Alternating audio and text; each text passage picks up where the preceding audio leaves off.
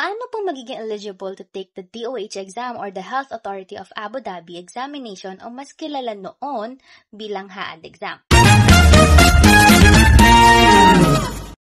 Hello, registered nurses! Let's answer 3 important things on how to become a registered nurse sa United Arab Emirates, specifically sa Abu Dhabi.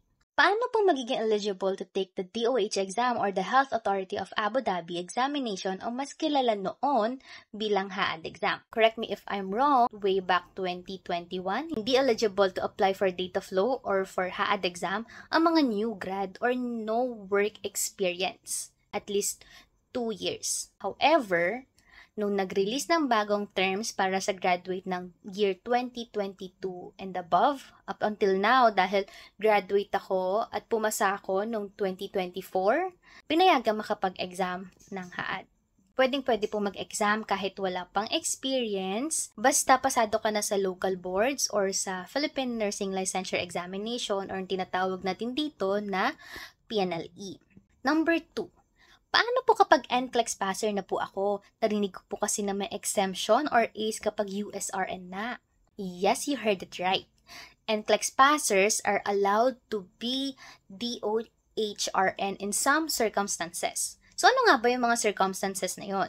Nurses that already have their license in the US need to process their papers para ma-transfer yung license nila into DOH. If USRN ka and hindi ka naman nagmamadali to work abroad or sa Abu Dhabi, this is the right pathway for you. Pero, if marami kang kailangang pursue or kailangan mo magmadali, hindi ito para sa'yo, yung pathway na to. Kasi medyo may katagalan ng pagpaprocess nito dahil marami pa tayong ipapa-request and ipapa-approve na papers sa state.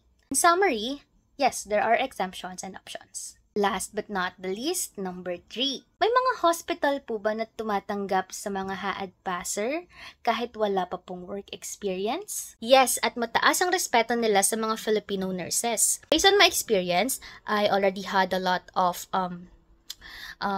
interview via online. And halos 70% ng mga HR sa company na yun ay Filipino. Most of those company ay pinaprioritize nila yung mga kababayan na i-hire. Dahil syempre sa dekalidad na serbisyo na binibigay nila. So, yun lang naman yung mga pwede ko pang sagutin na masyadong tinatanong sa inbox.